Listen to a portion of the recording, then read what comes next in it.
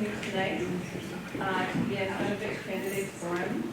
And also tonight, we'd like to honor and recognize John Arison, who's represented us in Windsor-2 for the past 4 years.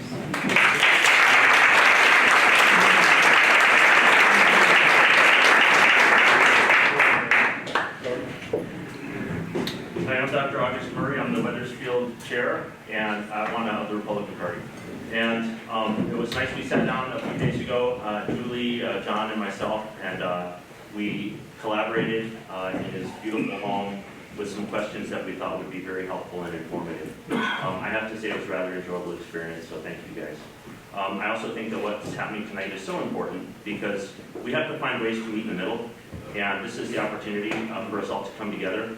And no matter who wins the election, my personal belief is you support them, you engage them, you voice your concerns to them. And so looking forward to the spirited forum questions and answers tonight. Thank you.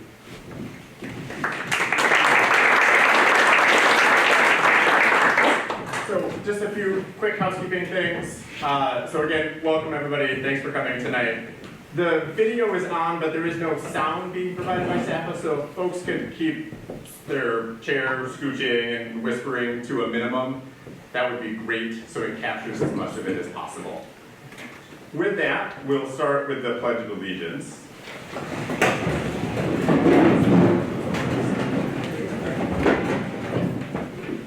I pledge allegiance to the flag of the United States of America and to the republic for which it stands, one nation, under God, indivisible, with liberty and justice for all.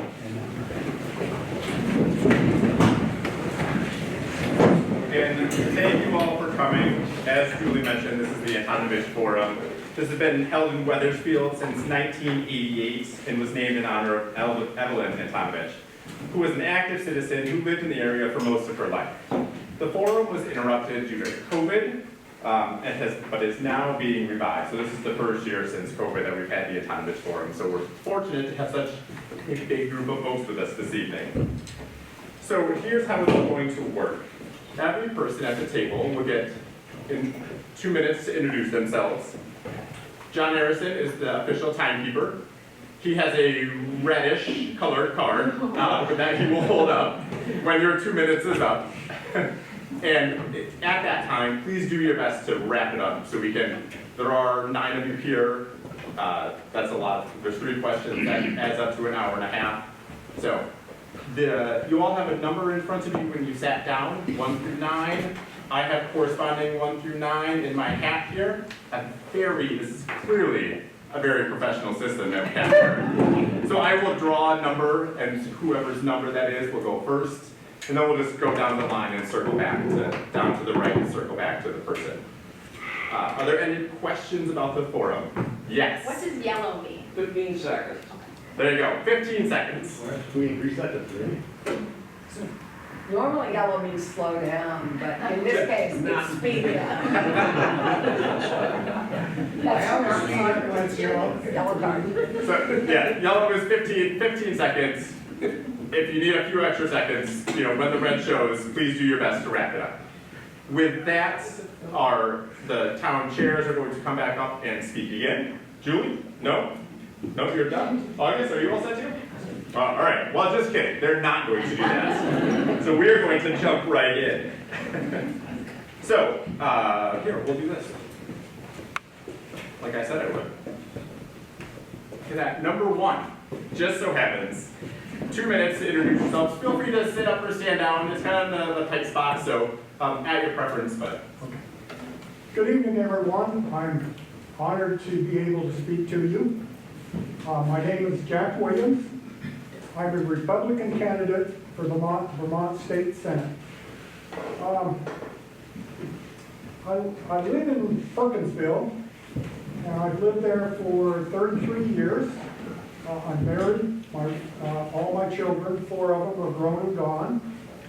And the reason I chose to run for the Senate is I feel it's the civic duty of each one of us to represent your country any way you're able. I feel at this time in history, it's my civic duty to run for the Vermont State Senate for the legislature. I am retired military, NCO in the military. I'm also retired with the Vermont Agency of Transportation, civil engineering technician. And in both of these positions, I held leadership positions and positions of responsibility. And right now, I think what you really want in Montpelier are people who will solve problems. You don't want people who will create problems or magnify a problem. Now, in my positions in the military, I was responsible for lives, and in the Agency of Transportation, I was responsible for big dollars amounts of money. In both of these positions, we had to look ahead of time, and you had to plan for that. So I feel I'm a real problem solver, and I'm also able to work with people on both sides of the aisle. I did this in the military, and I've done it with the Agency of Transportation. Thank you.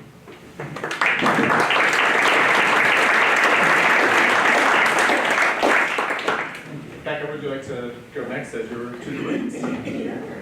We're gonna start a timer. I thought you were still picking from the hat. My No, apologies. we'll do it one time and then just go down to the right and Okay. come back around.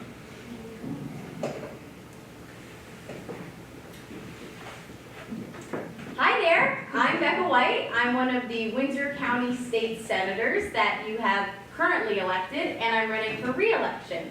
I am so grateful to have you all from Weathersfield and Ascutney, and I think I even heard folks from West Windsor. Thank you very much for taking the time out of your beautiful evening on one of these last days to come out and learn about us running for office. I deeply appreciate that. I know you have a lot of other things that you could do. What you need to know about me is that I am from here. I'm from Hartford, Vermont. I grew up in the village of Wilder, and I now live in the village of White River Junction. My husband and I, Dylan, who hopefully will raise a hand, he and I, we live in White River Junction with my mom, who lives with us, Mona. And when I first ran for office, I was 20 years old. So I ran for select board in Hartford and served in that role for 4 years.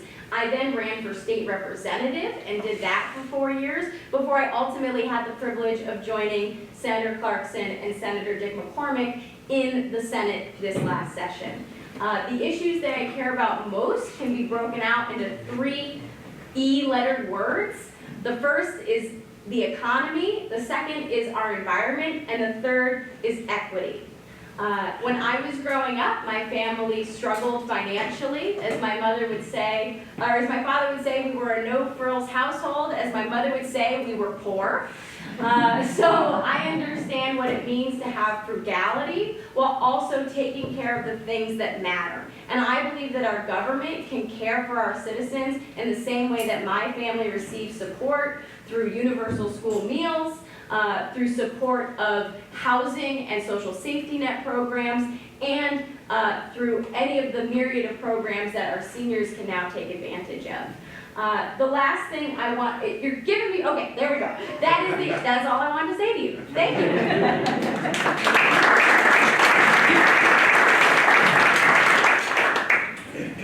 Mark? Good evening, everybody.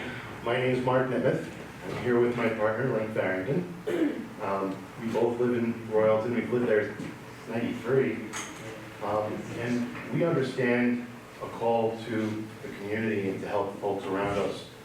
I spent quite a few years, 6 or 7 as the Royalton Constable. During that time, I saw there was a need for local policing services all around Vermont, and I was one of the folks who developed the Royalton Police Department. Link is actually a constable now. She took the flag and she's running with it. I'm also an attorney. I've been practicing for 30 years. During that time, I represent folks with very modest compensation. I provide a lot of local representation. I'm one of the folks who founded the local Windsor Orange Legal Assistance Project, where we help folks who aren't able to access legal assistance. The reason I'm running, I believe in fighting a good fight. There's a lot that we need to accomplish. I need to kind of run through priorities and mental health, housing, taxation. There's so many issues that need to be done. I think we just need some fresh blood, some new perspective up in Montpelier. I don't represent a party, I represent people. And I'm asking folks to give some thought. If you're looking to affect a change, you have to actually try voting for someone else. And you have good folks up there, but we need to rotate through. And if you give some consideration, maybe you give me a call at some point. I'm easy to find in the book.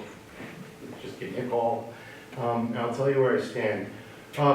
Since I don't have my 15 seconds yet, my big point is, if you want to affect change, vote for somebody else.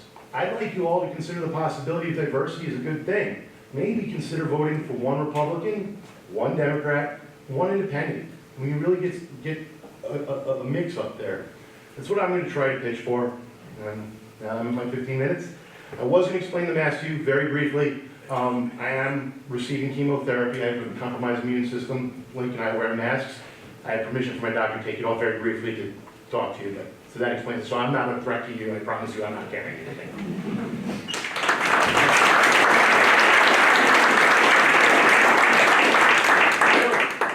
Thank you.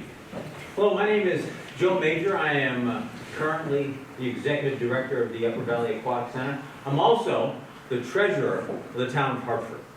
So I have been here for about 6 years. And I was a member of, and still am, a member of the White River Rotary. And on one of my first meetings of the White River Rotary, I made the mistake of saying that I was a Vermonter. And the looks that I got were the same looks that I'm getting right now. I do not have 2 in the ground and 2 above, but what I am is something that I want to give to you in that service. I have been part of serving not only this community, but many communities throughout my adult life. I went to Howard University in Washington, D.C., and there I was on an ROTC as well as a tennis scholarship.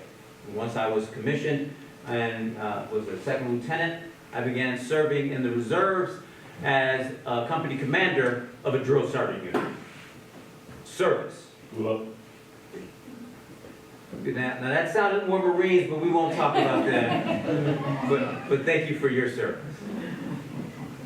So when I talk about service, I talk about public service, which I am doing currently. I was also on the select board at Hartford. I was the vice chair of the select board.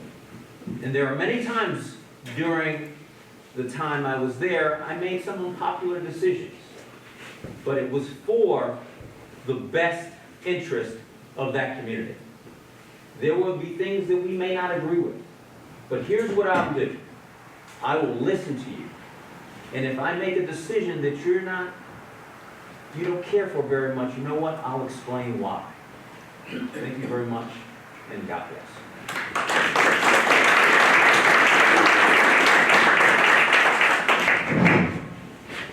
Hi, my name is Jonathan Gleason. I'm a resident of Ludlow. I had a wonderful opening statement all planned out, and then I got an email today. The email has really changed my whole campaign and changed the way that my whole day. Just went from good day to an unbelievable day. I got an endorsement from Governor Scott. I'd like to read that for everybody. Here's an endorsement quote. Jonathan Gleason is committed to working with me to grow the economy and make Vermont more affordable. His experience as a small business owner and a former union contractor would bring an important perspective to Montpelier.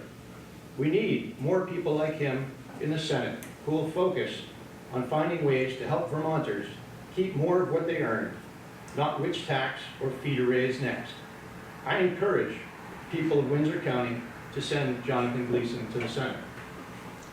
I am so thrilled that I got this endorsement.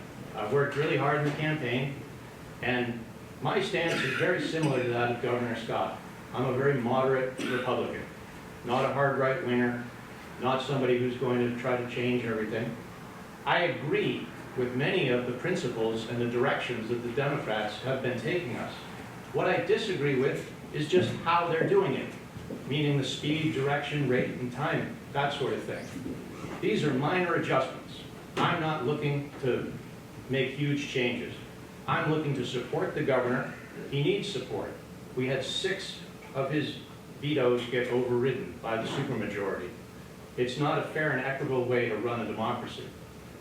My main subjects that I want to talk about tonight are affordability, environment, and education. I find that those 3 things are really the keys to Vermont's future. For affordability, housing tends to be the question that comes up more and more. As I talk to people, it's the housing question, and then the taxes, and then the fees. But realistically, if we can provide more affordable housing, we can attract more younger workers. That's what we need in Vermont for a sustainable future. Thank you.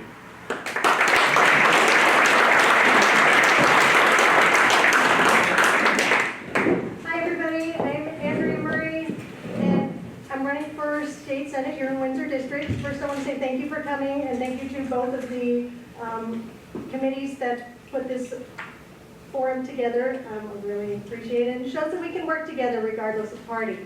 I'm running to bring balance to our government and to bring fiscal responsibility back to our government. I am a mom of a middle schooler, I am a business owner, and I'm a farmer. My husband and I returned back to Vermont after 33 years in military service, and now we have a farm. We have a 200-year-old farm that we're bringing back to life, and we're raising beef, cattle, and chickens. And if you know me at all, you've seen hundreds of pictures, and just if you've driven by, you've seen all the changes. And it's a process, but we're living the true farm life and the heart and soul of Vermont. I love our community, and I want it to thrive. I am a member of the Development Review Board. We just switched. Development Review Board, and a lot of what we produce on our farm we donate to the community because our communities are struggling. People are having trouble making ends meet. They have piled on with taxes and regulation that they just don't know where they're going, where they're headed, and what the future holds. And that needs to change, and that comes from balance. It comes from having we need to slow down our supermajority, or stop the supermajority. We can't have one party that makes all the decisions and decides that the Governor Scott, who is very beloved, and 70% of the votes, but his voice means nothing. If he vetoes a bill, then it's just easily overridden, and we just can't have that. There has to be checks and balances. There has to be fiscal responsibility, and there has to be collaboration in order to communicate and make those bills as good as they possibly can be. Running for Senate is not something I ever considered, but I realized that the representation in Montpelier, they're not representing, they're not listening, and the legislation that's coming through is they're not looking at how it's impacting our families. It's devastating legislation. And it's not just the small bills, the large bills. There's the Clean Heat Act. They passed a bill that they didn't know what it was, how they were going to do it, how much it was going to cost, and how they were going to implement it. But it got passed anyway. And now we're potentially being sued. Sorry. But thank you, and we'll talk more.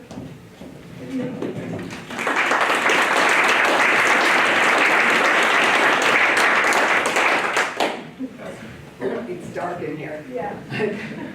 Thank you very much for coming to the forum tonight. I'm Allison Clarkson. I'm the majority leader in the Vermont Senate. I've served in the legislature for 20 years, 12 in the House and 8 in the Senate. We came to Vermont 33 years ago so that my husband Oliver Goodenough could follow his bliss and become a professor at Vermont Law School. And in Woodstock, we raised 2 incredible young men, of whom we are very proud. Before moving to Woodstock, I was a theater producer in New York. I worked in the entertainment industry, mostly in theater, some television. I'm running because I believe very strongly that at its best, government expresses our care and concern for each other and undertakes projects that have to be common endeavors. We take care of each other in educating our young, in building roads and bridges, in protecting our environment, and investing in innovation and workforce training. All these enable our common good. As a Vermont legislator, I am proud. I am really proud of the work we've done. I'm really proud to have helped invest in hundreds of millions of dollars in affordable housing development, further protect Vermont's environment, create a statewide ethics code, navigate the challenges of COVID, which were serious, create sustainable support for childcare, protect our reproductive freedoms, improve gun safety, raise the minimum wage, and enact marriage equality. I hope to keep Vermont affordable and livable by fostering an innovative economy in a revitalized downtowns, protecting our environment by continuing to reduce our contributions to climate change, and helping Vermont build its resilience in the wake of increased natural disasters, and of course, strengthening our social fabric by supporting families and education. I'm proud of my work as a legislator and throw the heavy your thanks.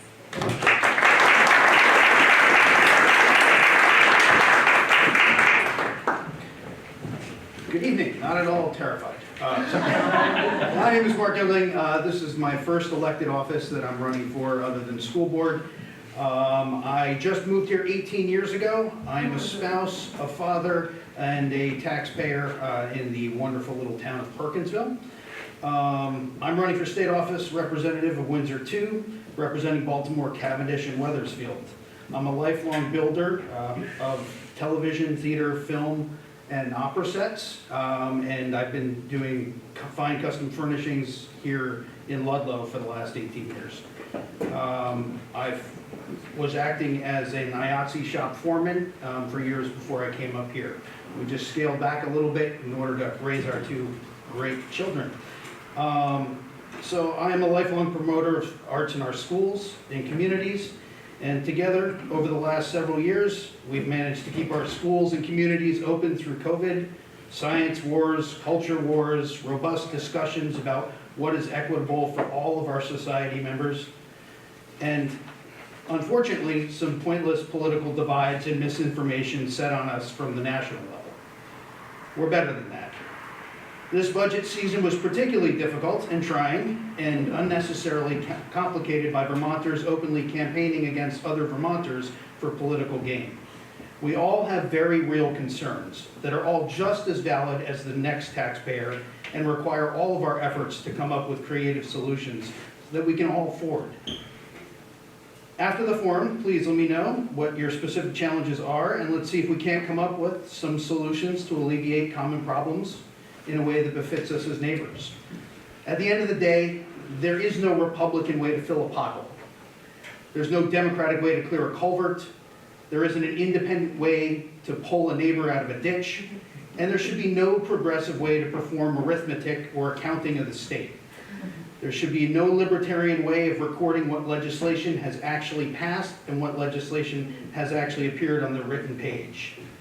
We are where we are due to our collective responses to both stimuli beyond and within our control and procedures we have enacted to secure means of representative democracy. I hope you'll send me to Montpelier and help me preserve what makes Vermont, Vermont.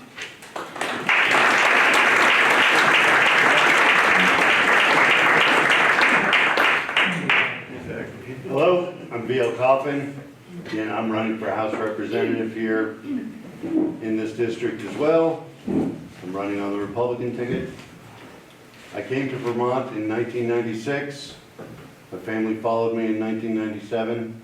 We bought our first home, it was in Bellows Falls. I later moved to Cavendish 8 years ago or so. And prior to that, I was a soldier. I then joined the Vermont Guard to serve this state, to serve the people here. I deployed with the Guard, finally retired in 2017.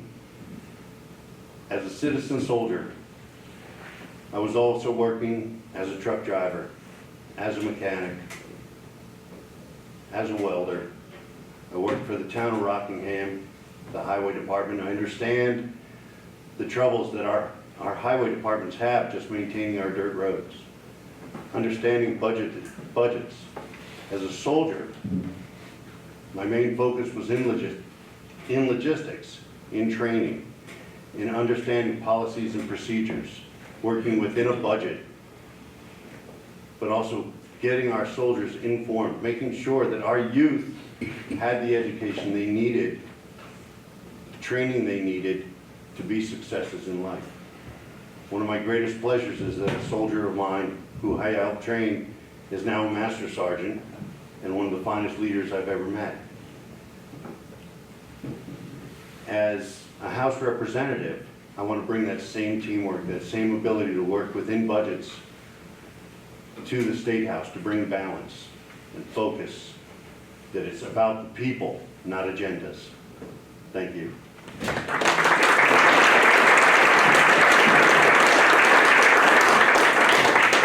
Great. Thanks, everybody. Just a quick reminder, we're going to do our best to respect the card that's when John shows it. So we're getting 15 seconds. It's just going to slowly get higher and higher so that everybody knows. It really, there's a lot of us, we want to make sure we get out of here at a reasonable hour this evening.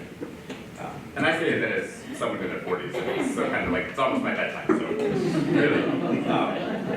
So we have 3 questions and we'll dive right into the first question. So the question is, what are your priorities regarding education in Vermont, or the issues you're concerned about?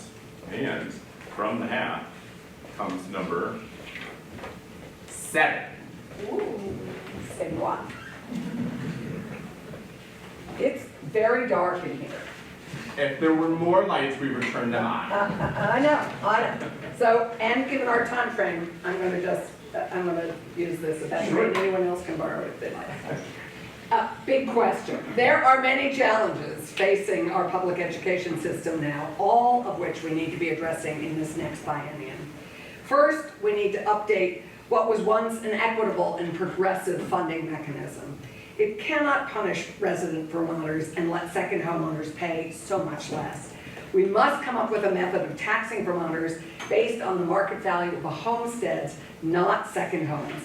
Owning a second home is a luxury and should be taxed accordingly. Vermonters must be able to pay for education in a sustainable way. Education is our largest workforce development investment. Second, we need to support high-quality public education at a sustainable cost. We have put a lot on public schools and much of that needs review. Mental health and PCB cleanup are not costs schools should be incurring. I have hopes that the Commission on the Future of Education will make significant recommendations for the legislature to act on this next session.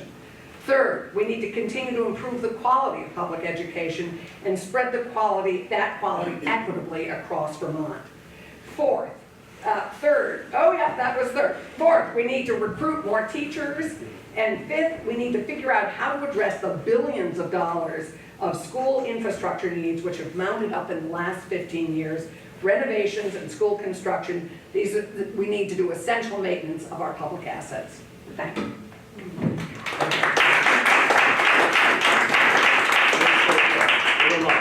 Okay. So education is the area of public service that I'm probably most familiar with. Through seeing the budget development of both the SU and the local boards. On a high school level, I really feel we need increased access to vocational, technological, and civics. It's become apparent to me that we're asking our general education facilities to engage far too heavily in the highly specialized field of addressing extreme cases of emotional dysregulation and physical harm to self and others. Now, we are charged with equitably educating all students in the state of Vermont, and that said, when the needs of the individual disrupts the whole of the general education environment, neither that pupil nor the public is being served. I firmly believe that no matter how well-intentioned and accomplished our local administrations are, the state needs to consider how to best regionalize the most skilled providers for the most challenging of pupils. It's been moved that schools and supervisory unions are to examine regionalizing special education, perhaps along the BOCES model as utilized in other states. I've seen the failings of this particular model elsewhere, but that was at a time when technology, documentation, and the science of learning was not to the advanced point that it is now. In the interest of tax dollars and general ability of our public schools to educate all in the public, I feel we need specialized care options that could only be affordably implemented by the state. Local control can be maintained and still allowed for education of our most disadvantaged and disruptive students. Let's let the general and special educators work within their scope of their expertise and require the state to assist in the obstacles of functioning system as a whole.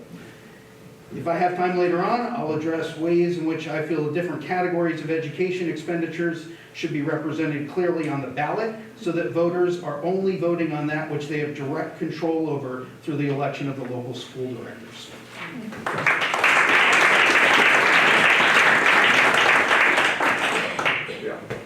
Thank you. On the issue of education, we need to look at our schools. We need to keep our local schools open. They are the heart of our districts.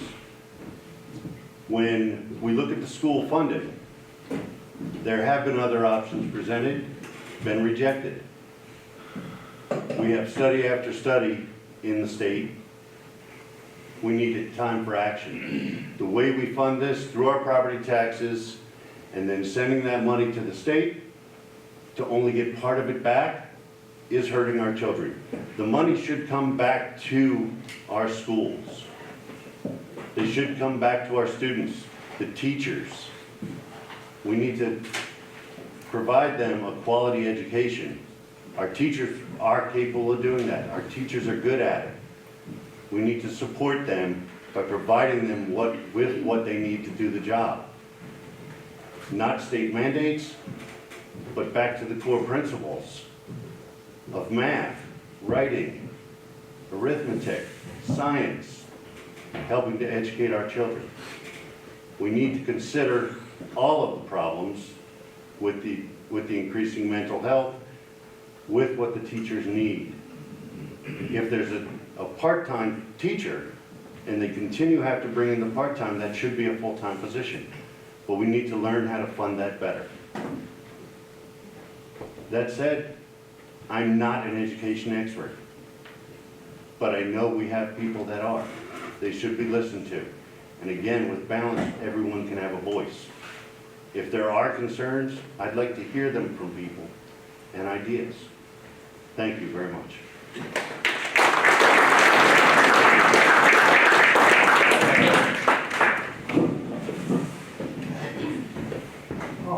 My voice is a little raspy tonight, so please bear with me.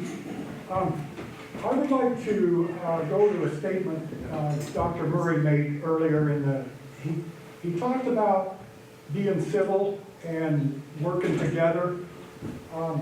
Like Jonathan said, he came with a prepared set of notes. I came with a prepared set of notes myself. Rather than concentrating on bringing out different people that did things we don't agree with, I want to concentrate on the good side and bring out ways to work together on both sides of the aisle. I've known Allison Clarkston a long time. We've campaigned together in a lot of campaigns, even though I'm a Republican and she's a Democrat. I'm middle of the road, a little right. I'm not a super right candidate. Say middle of the right, middle of the road, little right. So with that said, talk about education. There's two sides to the education. There's the quality education itself.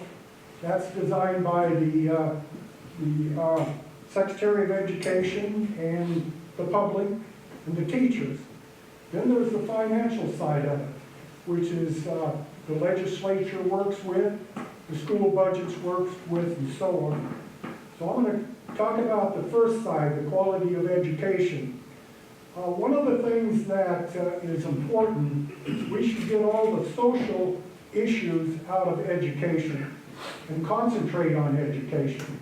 Now, I'm not a super expert like the gentleman down there in the different fine points of education, but in growing up, I remember we had just, I never remembered politics in school. Just education and a good program of athletics. And so that's what we need to concentrate on. Now, Act 127 was the pupil act that we need to look into to determine the amount per pupils.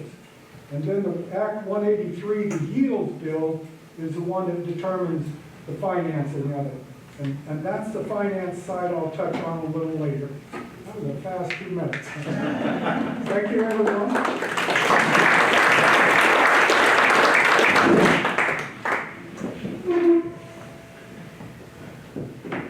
Senator Clarkson and future Representative Youngling really gave you the facts of what we need to talk about tonight when it comes to education. Allison laid out for you 5 points of where we could address the education financing dilemma we are in. And then Mark got up here and gave the most well-explained example of BOSI's, a word that we heard bandied about the Senate for the last 2 years.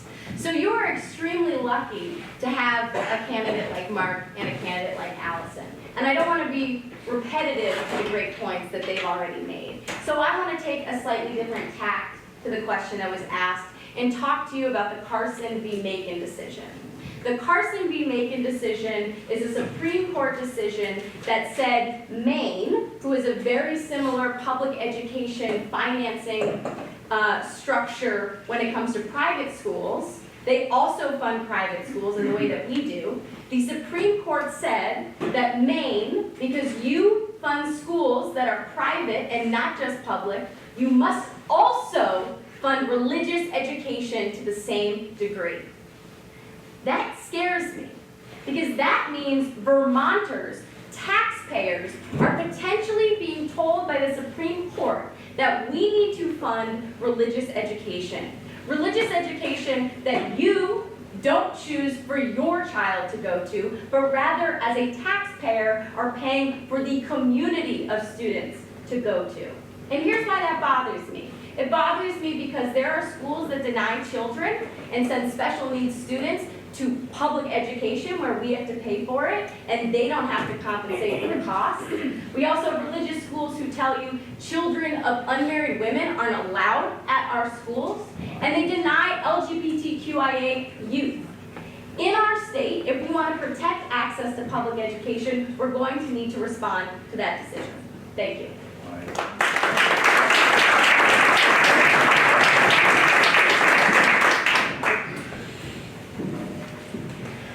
Education, that's a big one.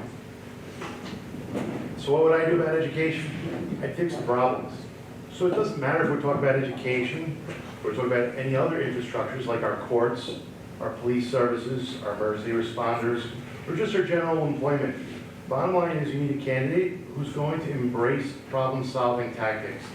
And when you address how to fix a problem, we identify the problem or state a goal, we figure out what are our resources, those are typically limited, and we figure out the best options, and we make a few decisions, and hopefully work as a team. That's how I address education and everything else. The problem we're going to run into is resources are very, very tight in the state of Vermont. And if we keep increasing the resources, that bird's going to fall and make housing unaffordable or make it difficult to pay insurance or the other important things that we need to do. So when we approach education, I'm going to think about just the general education, where the foundation comes. Our elementary, our middle school, our high schools. We want to think about graduate education. We want to think about making accessible education for adults who are trying to develop new jobs, new job skills. And that's how we approach education. I can name off a lot of particular tactics or solutions, but what I'm going to try to press upon you is I'm going to take a more general approach.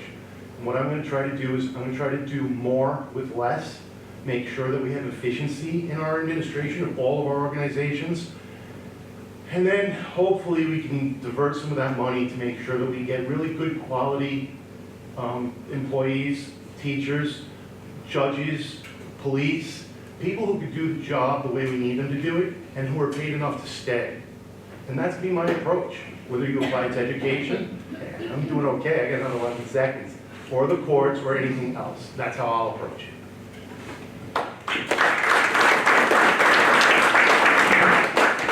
And I guess that means I have 120 to go? Yes, sir. A little over $23,000 per year set aside per student in the state of Vermont. That's third in the country. Now, the result of that is that the students rank pretty high, top 10 in the country.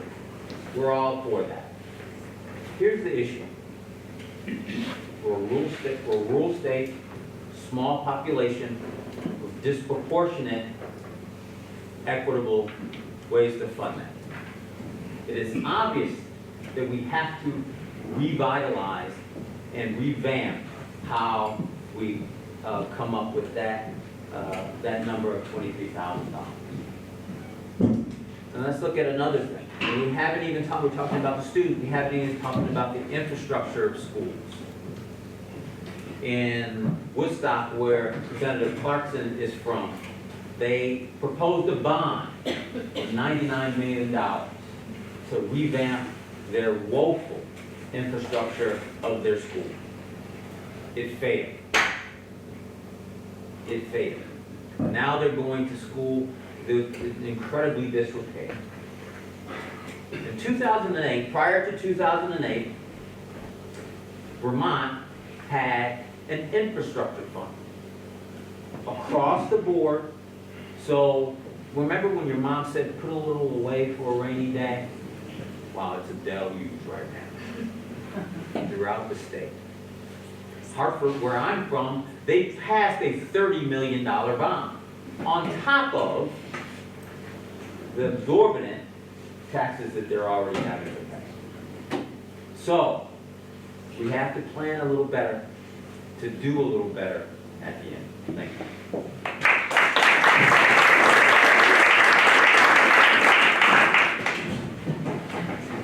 Education is a subject that's near and dear to my heart.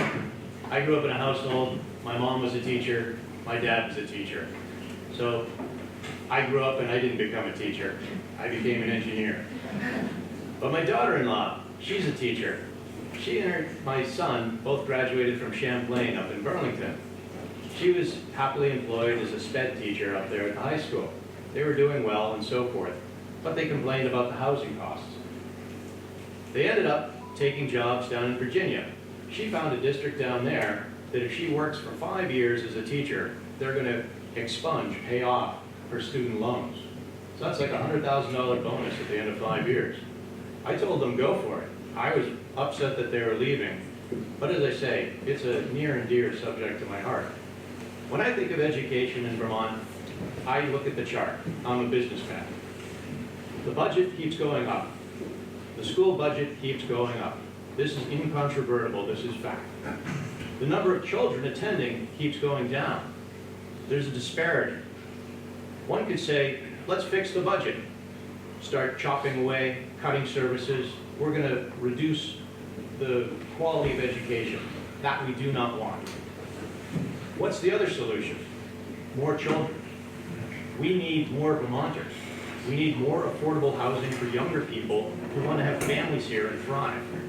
If we can do that, we're going to do a couple of things. A, we'll have more children in the school system. We'll have more properties to tax to create a better budget. And as an ancillary benefit, if we start to reduce the age of the average Vermonter, all of the health insurance will start to go down. The way the actuarial tables work is, as we age, we cost the system more. Young people, they don't need as much help and support. I think the key to fixing our education is more affordable housing. Thank you.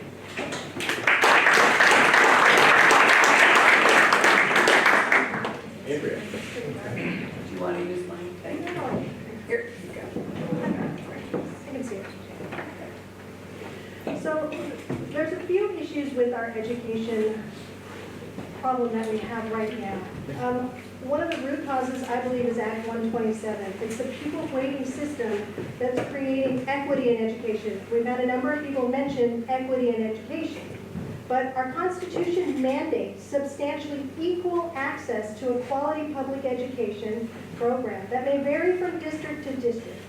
We are all entitled to equal access, not equal outcome. And that's a very important distinction that we need to consider for our students. This is an impossible goal that no amount of money that you put towards it is ever going to achieve an equal outcome. Act 127, I believe, needs to be reviewed, amended, and potentially repealed to a better program that's a fair, standardized student pupil rate.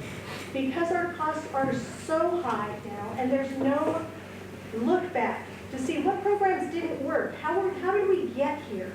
Why do we have such a large amount of administrators in our, with the districts, and we don't have a better pay for our teachers? We don't have the money trickling down directly to our schools. We have all of these part-time workers and part-time aides in our school that should be permanent employees. If you need to find money every quarter to continue their work, they should have a permanent position there. And they are entitled in our communities to have that job security, because we are talking about affordability. And, sorry, this is weird. I would absolutely advocate that municipalities get a lot more say in whether or not their schools are going to exist. As we know that there's talk about school consolidation in order to save money. Well, that consolidation closed a school in Ludlow. That consolidation is looking at closing the school in Chester and busing our kids an hour over to Cavendish and busing our kids an hour to Chester. That's kindergartners and first graders. Cavendish, people move to Cavendish because of their incredible school. If you shut that school down, that town is going to wither away. No young families are going to come there, no houses are going to be built, and there's no reason for people to come into that community. We need to save our rural communities. Thank you.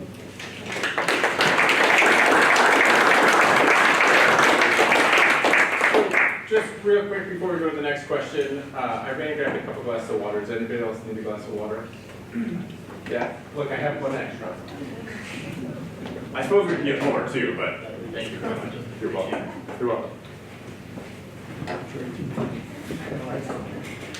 If anything changes, just let me know. So the second question for the evening. So we'd like you all to address the issues of affordability in Vermont, such as housing, property taxes, and the clean heat standard. So again, affordability issues such as housing, property taxes, and the clean heat standard. And the lucky first person is number 2. Okay. Lucky number 2. I'll just put it out there. I'm kind of the Affordable Heat Act, Clean Heat Standard person on the campaign, so I'm going to spend my time talking about that. And I hope my colleagues will address other points. I serve as the co-chair of the Climate Solutions Caucus, and this last legislative session we worked extensively to reduce the cost of thermal energy in our state. We worked on a bill called the Clean Heat Standard over 2 years. That idea is a market-based credit system that gives our importing fossil fuel dealers requirements on how much they reduce their customers' carbon emissions and fossil fuel use. Very simply, it is a regulatory mechanism to reduce the use of fossil fuel in our state to meet our much-needed carbon emission goals. And we do that through creating a standard requirement like what we require of our utility companies. So how many of you know what Efficiency Vermont is? Are you familiar with Efficiency Vermont? Yes. Efficiency Vermont is the reason that we have the lowest and most stable electric rates in New England. That is a lot. And we need similar programs to incentivize Vermonters to switch away from fossil fuels in the same way we switched Vermonters away from really high-intensity electric stuff. Like, remember, we went to LED bulbs. We need Vermonters to get financial support to actually make the switch, because those long-term strategies like heat pumps, weatherizing your home, switching to wood pellet stoves, All of that costs upfront money, but has long-term savings. So we have to invest in a solution that helps people make that upfront investment. And we wrote a bill that is a plan to research that topic. So we didn't pass a bill that created that standard, but instead we'll research it over the next 2 years. We find out more January 2025, and I look forward to that conversation. Thank you.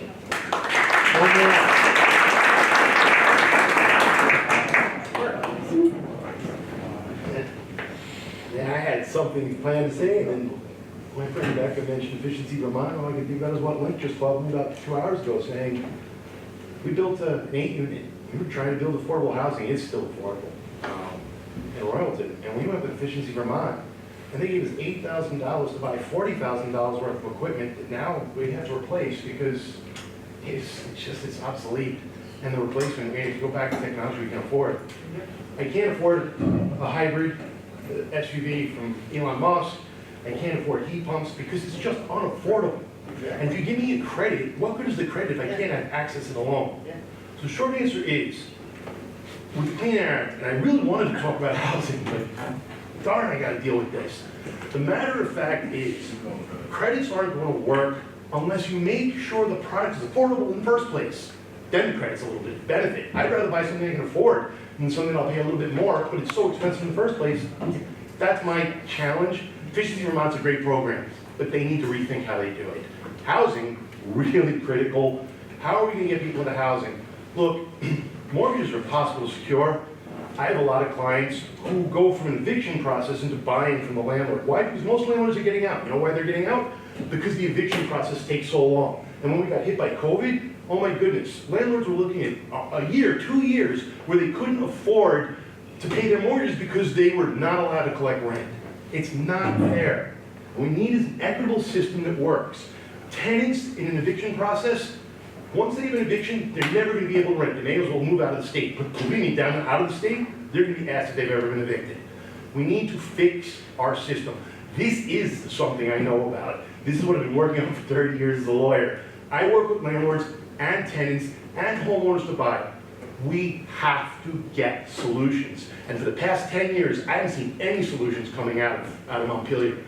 If I'm elected, I can tell you I will work on them. And I have some actual plans. I just can't, you can only get the concepts right now because I have 10 seconds left. But I hope you'll get in touch with me. Again, my door is open. Let's talk about some real solutions.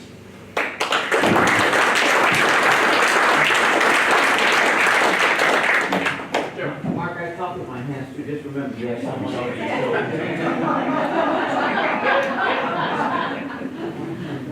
One of the things that about affordable housing is very varied and multifaceted. But I'm going to talk about getting things done. So in White River Junction, there is a theater, Northern State. Many of you may have heard of it. And theaters throughout the country, regional theaters, have been closing. And the reason is that they cannot support the workers in housing. So, how can the treasurer from Hartford solve that problem? Well, he calls the treasurer of the state of Vermont. Don't you have a program that you can help get a loan to build housing for workforce housing for this organization? As a matter of fact, we did. Instead of going to the bank and getting a 7% loan, we'll facilitate that, and it's only 1% for $5 million. You build that. Now, what you have is you have workforce housing. This business stays in business. And guess what? When you've had to rent housing, that inventory becomes open, and now you have more housing. Getting things done. That's what we have to do. It's about work. It may not be the traditional way, but as legislators, We have to roll up our sleeves and get to work. And that's what I plan to do, and that's what I've done. Thank you.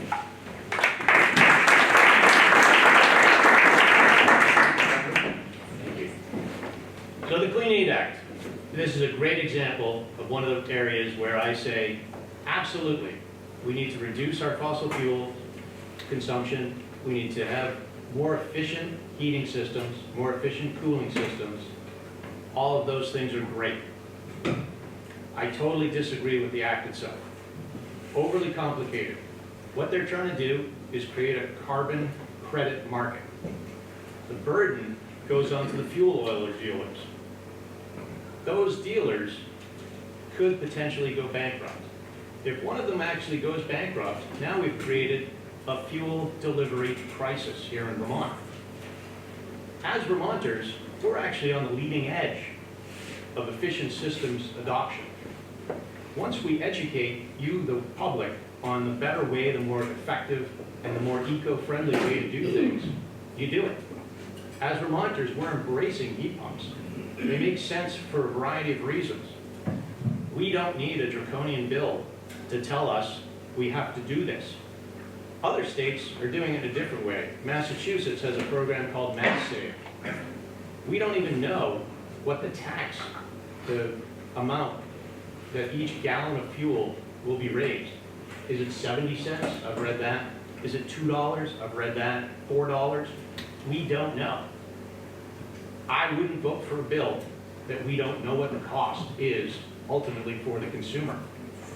I feel there's a better way to do this. Use the carrot, not the stick. Educate the public, make the heating systems, cooling systems more affordable. Other states, what they've done is had a modest tax, a known quantity, that's actually inside the noise of how much the fuel goes up and down, because it's a market. So sometimes you pay X, sometimes you pay X plus 3. So you could potentially put a modest tax on the propane or the kerosene or whatever it is you're using. Use this money, leverage federal funds, and make interest-free loans to people. So a homeowner isn't really out of pocket up front to pay for a new system. But we reap the benefits of the better system from a carbon standpoint. Thank you.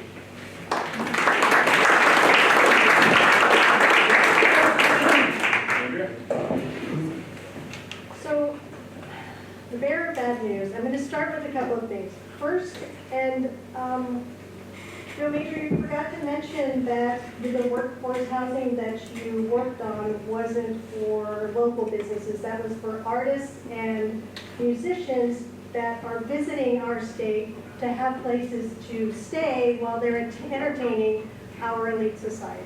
It's not for Vermonters. So we do need to be clear on that one point. The clean heat credits that the other candidate had mentioned, it is a commodity, as she said. We know that it's going to cost about, from the last estimate, $17 billion of credits that we're expecting over the next 10 years. That's a known value, so they're going to be bought, sold, and traded like a cash value. They have an actual value. So we're going to fundamentally change the way we do business in Vermont, because now we have this other valuable asset, these credits. Who do they go to? Who do they belong to? And the study that came out, that was to decide how much it's going to cost. By January, they'll know how they're going to implement it. In the beginning of January, we're not going to be continuing to discuss it. We're going to vote yes or no whether to implement the clean heat standard. We will know in January. By January, we will have the $1.18 to $4.10 tax if you vote yes for the clean heat standard, period. There's no more discussion. That was the look back. So I am a solid no on voting for the clean heat standard because it's ridiculous and it's not healthy for Vermont. The other thing about the heat pumps, as a primary heat source, most of your insurance companies will not insure your home if you have a heat pump that's a primary heat source. You will be required to have a secondary heat source, and that usually is not going to be wood heat. So that needs to be considered. It's going to be unaffordable. We need to find another way, and there are alternatives that we can do, but it's not the clean heat standard. Thank you.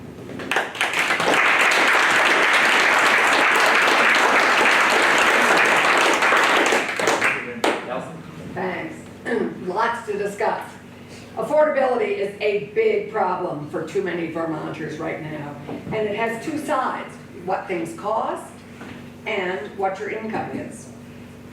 Inflation is a challenge nationwide, and we have very little control over it. However, Vermonters uniformly are paid 20% less than their counterparts in Massachusetts, Connecticut, New Hampshire, New York, Quebec. Vermonters need to be paid better. We need to raise the minimum wage to the livable wage and help Vermonters afford more. Vermont invests heavily in helping make life affordable for Vermonters through Medicaid and Dr. Dinosaur, current use, property tax rebates, and by state investments in housing. So with housing, we need to continue our work reducing regulatory barriers to development in smart growth areas and continue to support public investment in affordable and mixed income housing and build on our creative solutions to bring more housing online through VHIP, home share, and down payment assistance programs. With property taxes, again, we need to update our education property tax system so that residents pay by their ability to pay and second homeowners pay a fair price for owning a luxury. I'm introducing a bill which addresses the significant driver of the increases in our property taxes, which is the huge increase in our homestead values. With the Clean Heat Standard, the entire objective of the Affordable Heat Act is to make the transition off fossil fuels affordable. Nothing is set in stone yet. We have no idea what this is going to cost. That was misinformation. I'm sorry. Heating oil is unaffordable right now. Since the Ukraine war, our price has gone up $2 a gallon, and cost is out of control. It's an unregulated market and is completely volatile. Doing nothing will cost us more and keep our heating bills high. Our objective is to provide stability in a volatile market and to help support Vermonters in the transition off heating oil. Thank you.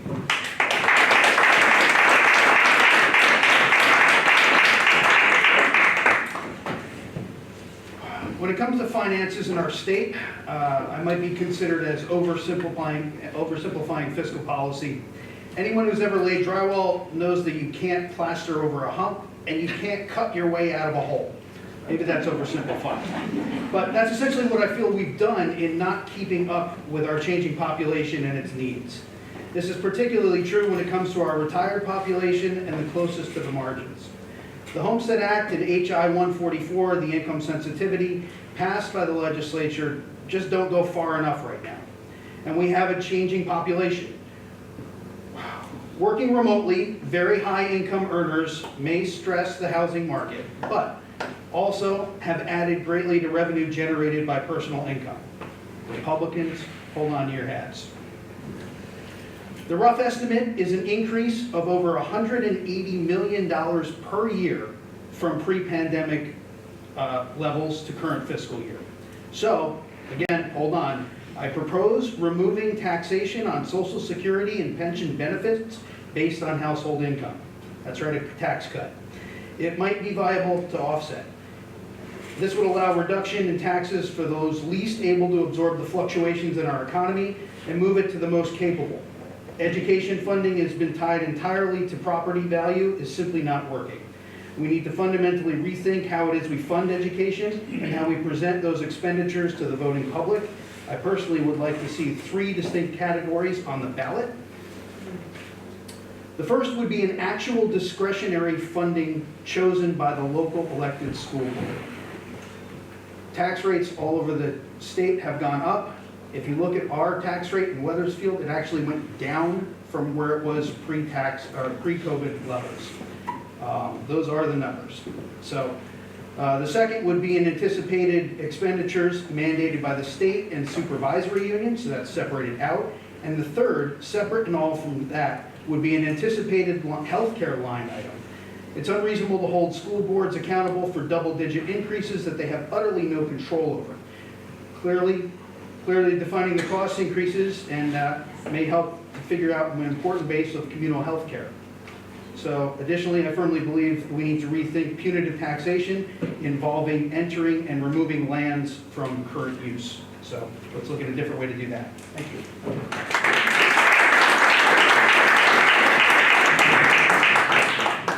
Okay. this is a big subject. Affordability. Affordability comes back down to taxes and fees. How much we're raising them, how much more we're costing people. Clean heat standard. I am a firm no on it. Cannot see voting for a bill when even the people that wrote it said, we don't know what it costs. If you don't know the cost, how can you be prepared to put that onto the citizens? We have a 2 cents per gallon excise tax already for Vermont. We know that that raises between $2 and $2.5 million. So, if we need to raise upwards, even on the median side, $10 billion, we're asking a lot. If the minimum cost is 70 cents a gallon for fuel, that's 490 gallons, $490 on 700 gallons of fuel. If we talk about affordability, we need to keep school costs down. We need to figure out how to fund the schools. Those schools need heat. Those costs will go to the schools as well, which then come to the taxpayers. We need to consider all of that before we start harming our individuals. Our seniors on fixed incomes, when they have to choose between heating their homes or buying something out, buying some more food, we need to choose. It can't say, just put another blanket on. Our children can't put blankets on in the schools. Our seniors need to be protected. Our youth need to be protected so that they can afford to live here another day. And that's not with adding more taxes and fees to our people. Thank you.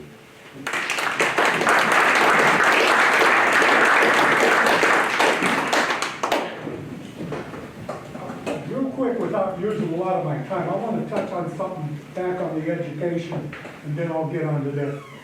What I want to say on education is you heard a lot of fine points on it.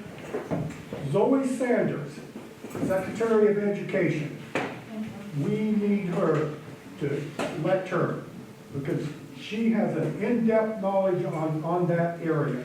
So that's one of the things we need in education. Now going to the topic we're on now, housing, property tax, and clean heat standard. I'm going to copy Andrea. Her answer to that exactly mirrors my answer.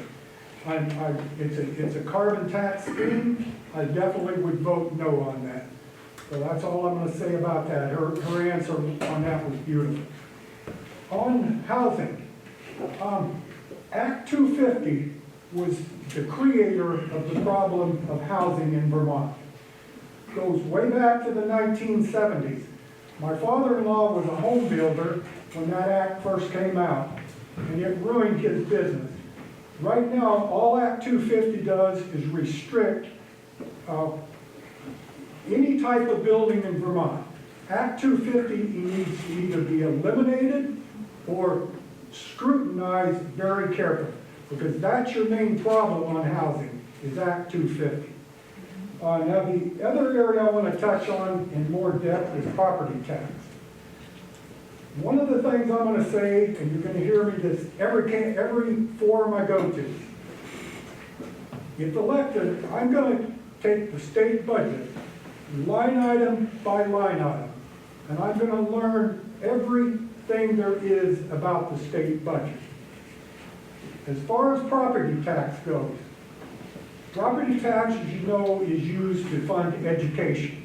Now, here's what I would do with property tax.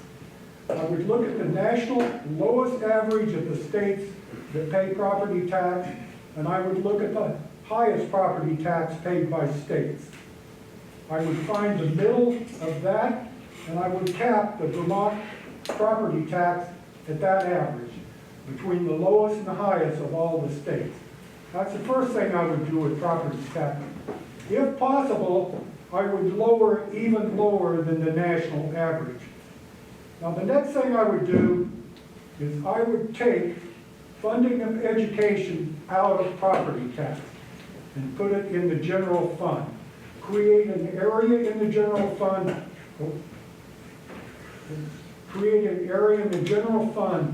for school funding and take it totally out of property tax.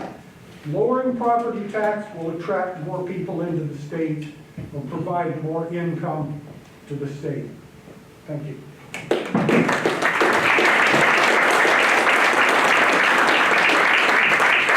Thank you.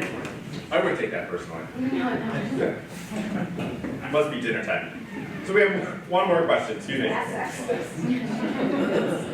So one last question. What are the biggest issues impacting Vermont regarding the environment and natural disasters? So again, biggest issues impacting Vermont regarding the environment and natural disasters. And just so we're clear, when we are done, after everybody's had a chance to speak, there is some cider and some donuts over at by the kitchen. Folks can feel free to stay and mingle and chat with the candidates. And it would be super helpful if you all wouldn't mind stacking your chair over against the wall here. So, with that, we'll take the last number from the hat. And it is number 4. Lions and tigers and bears, come on.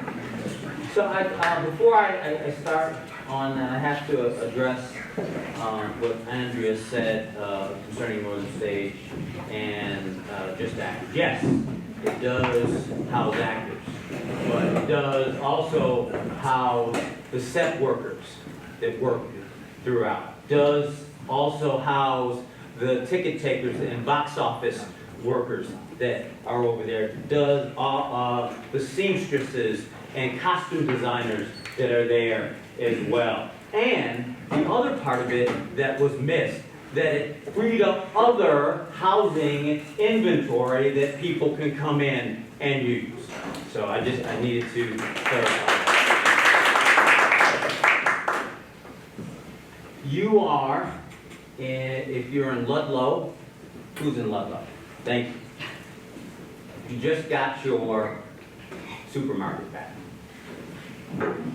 For over a year, Ludlow was a food desert. Now, when you hear that term, you think of urban areas. That's not where we're at.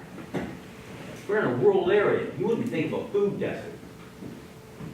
But the Shaws that he went to get his groceries, he couldn't partake in it. He had to go to Rutland or Springfield to get his groceries. That's unsustainable. That's unsustainable. And it's a direct cause of climate change. Flooding in Cavendish. We have to commit infrastructure to mitigate our climate change so that you're not having to go to Rutland or you're not having to go to Springfield to waste gas to get your groceries every week.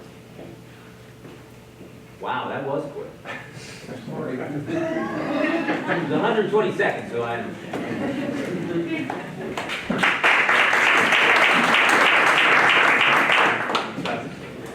I'm in agreement that climate change is here. The problems that we're facing are real. They just had another huge problem. North Carolina took a beating. What's happening is the weather patterns are changing. The hurricanes are becoming more ferocious. There's more water in the atmosphere. When the hurricane stalls out over you, you end up with way more water than we've ever seen in the past. It's an ongoing problem. It's going to get worse before it gets better. This we can all agree on. Back in 2018, Vermont had a plan. They came up with a strategy and said, we're going to have a 5-year plan and come up with a scheme, a way to address some of these issues, a roadmap for recovery, all those sorts of things. Should have been done in 2023. In 2023, after 5 years, it was only a third completed. So I wonder if we could get back to that. Maybe we can alleviate the food desert, because I suffered through that a whole year without grocery store in my town. It was a real burden. What if the state could actually come up with a cohesive, tangible way of responding to these problems? Because they're going to happen again and again and again. We need to put funding towards repairing in a smart way, repairing in a resilient manner, and also coming up with a strategy to restore wetlands that are going to absorb the waters. Restore forest, because forest slows it down. When it rains in the forest, the water then leaches out slowly. It doesn't come rushing down your roadway and wash things out. Those are the types of things, but I'm really curious as to this plan. 5-year plan, simple strategy. What happened to it? Thank you.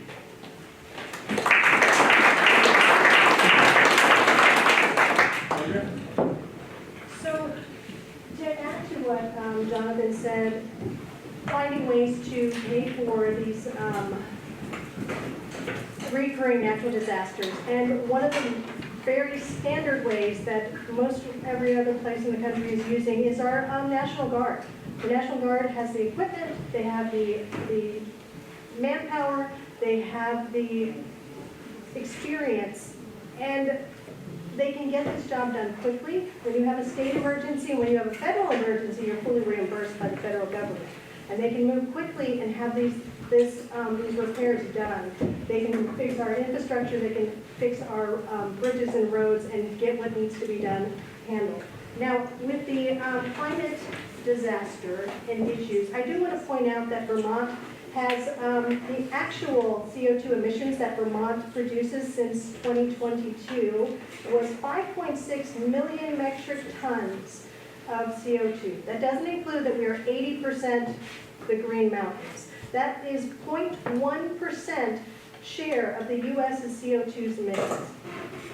If we spend our 17 billion, if we spend 50 or 100 billion, it's not going to have the impact on our nation's CO2 that we're hoping for. It's not going to change our waterways. It's not going to change our environment.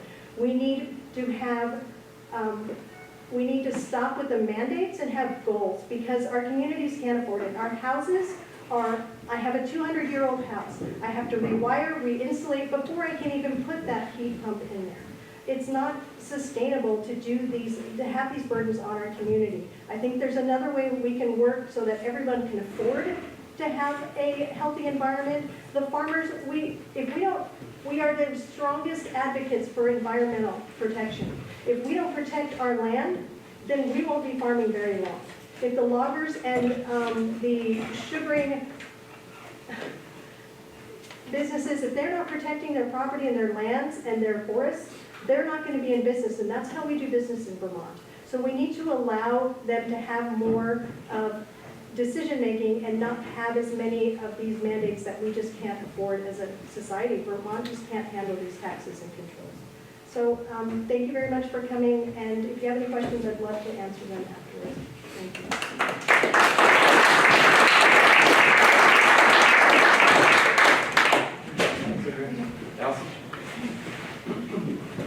The biggest challenge that we face in Vermont is global climate change. And when its impacts hit us, it is devastating to our towns, to our lives, and to our businesses. I believe we need to continue reducing our contribution to climate change and making Vermont more resilient so that it can survive the impacts of climate change. First, we need to continue our work reining in the use of fossil fuels in our housing and in our transportation sectors. We need to do our share, our own backyard. We need to do our share to prevent further climate change and disasters. We need to invest in incentives which make the transition off these destructive fuels affordable for most Vermonters.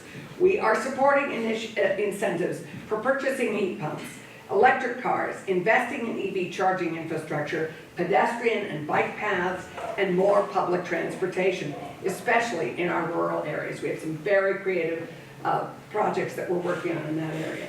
Second, we need to invest in building a more resilient Vermont.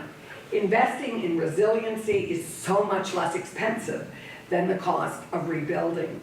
We need to shore up our dams, expand our watersheds, the sponges upstream of our towns, which absorb vast quantities of water and serve to protect our towns and our businesses. We need to build up and away from our rivers and continue our work weatherizing thousands of homes and businesses. We need to support the renewable energy sector, energy produced right here in Vermont, which makes us independent energy producers. And renewable energy is an exciting new and growing business right here in Vermont. Thank you.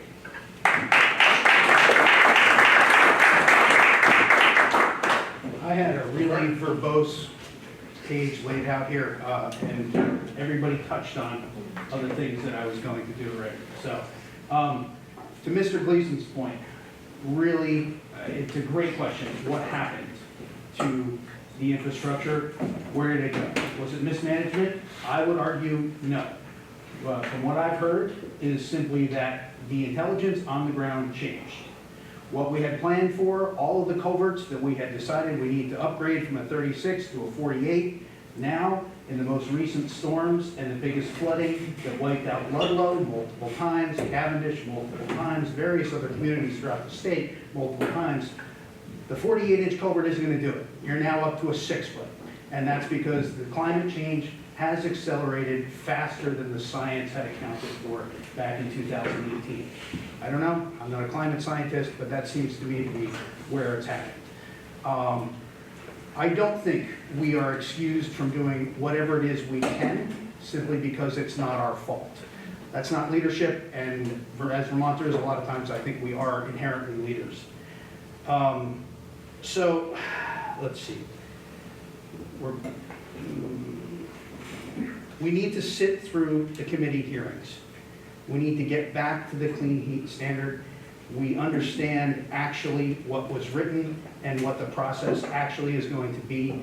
We need to not fall for the misinformation that's coming from a national level about the Clean Heat Initiative. It's there, it's in writing. We know what it is. We can disagree about what the effects of possible outcomes might be, but the legislation is the legislation, and it is a path forward. So, in short, I simply want to say that a wise woman once said, do the best that you can until you know better, and once you know better, do better. Thank you.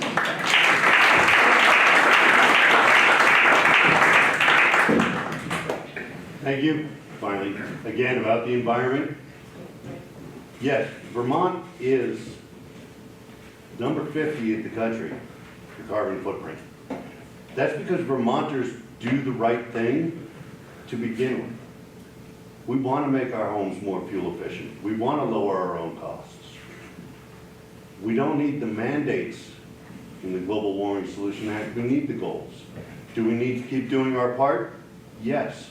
But we need to look at our own places first. Sewage plants that still overflow, dump into Lake Champlain. That's harming the environment.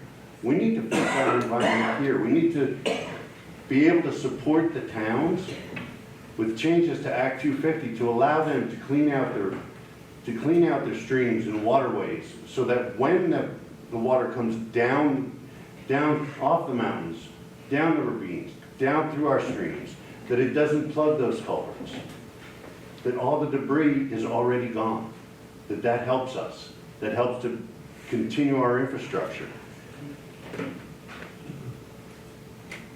We have natural disasters. Taxing Vermonters is not going to change those disasters. Us doing better because we know we need to, because we choose to, and we like the environment we live in. We like living in these green mountains. Those are what we need to do. We can't change the world. We can do our best. We are 1/1000th of the carbon footprint. We can lower it. But we shouldn't be priced out of our homes to do it. Thank you.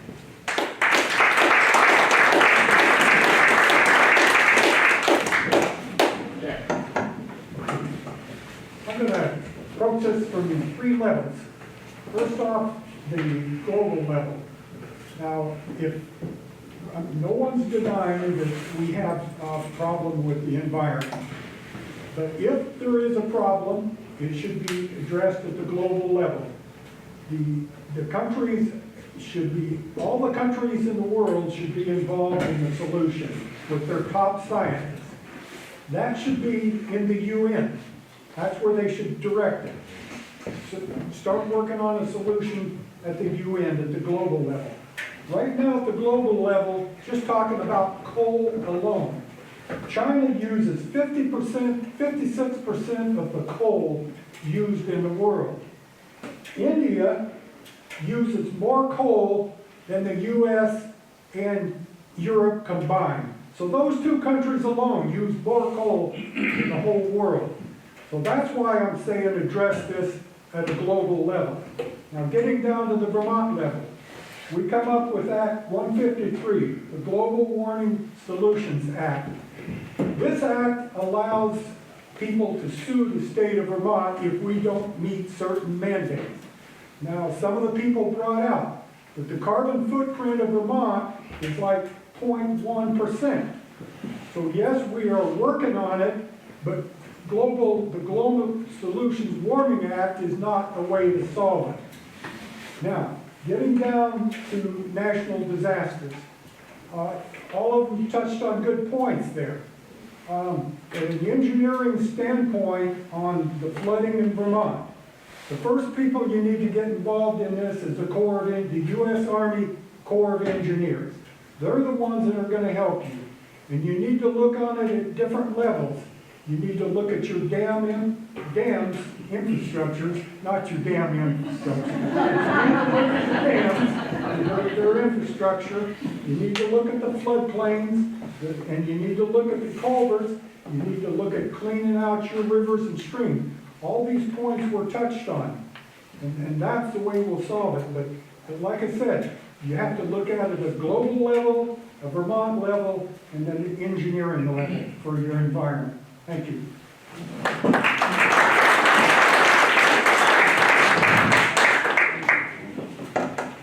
You made it. You only have one more after me. Thank you for staying this long, and hopefully for my entire speech.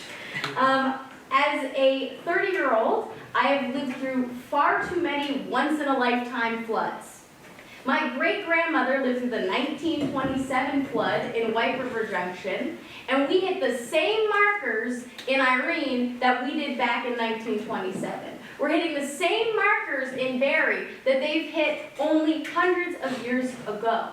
And the repetitive and intense nature of natural disasters are things we are not able to keep up with. Your Department of Public Works can't rebuild roads or dig out culverts or protect streams quick enough. So we collectively need to invest in resilient strategies. This isn't an all or nothing game. We are talking about Vermont being a lifeboat through a global catastrophe, which is global warming. We worked this last legislative session on a landmark piece of legislation called the Flood Safety Act. And it worked on things that even Jack mentioned. Dam safety. We have over 1,000 private dams in our state, and we don't necessarily know where they all are. And when we have massive flooding events, the downstream impacts of not knowing and not remediating those dams can cause long-term problems. You had Representative Arison representing you so well in Montpelier when he was able to speak to concerns that your community felt with dam safety, for example. And we need to continue the work of the Flood Safety Act. And I hope to go back to Montpelier to do just that.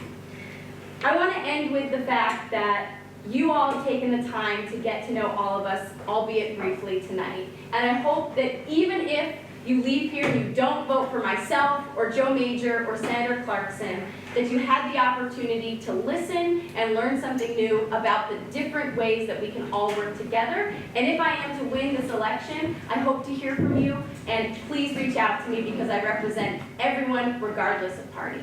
Thank you.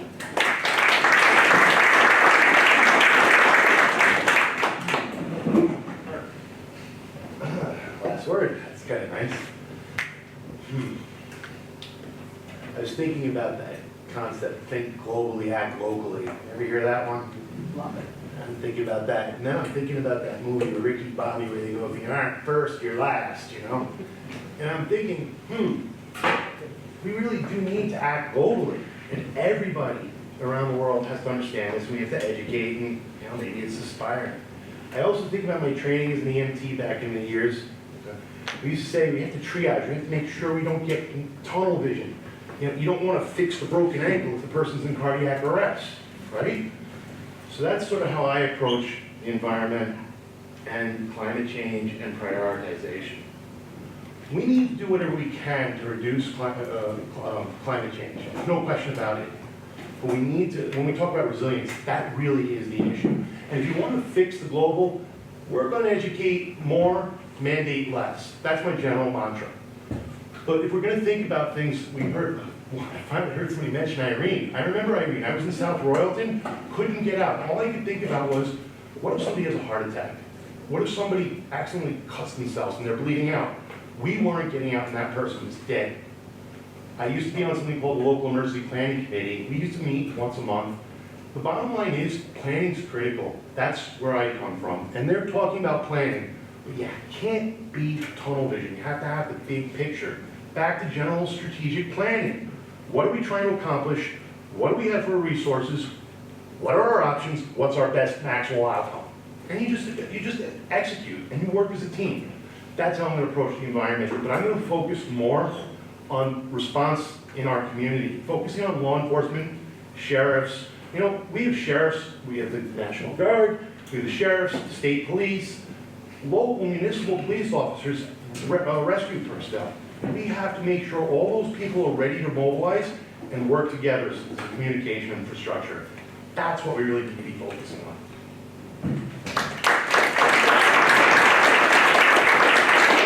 Thank you, everybody, for coming, both up here and out here. So again, there is cider, donuts, water. Thank you again. It was very informative. Thank you.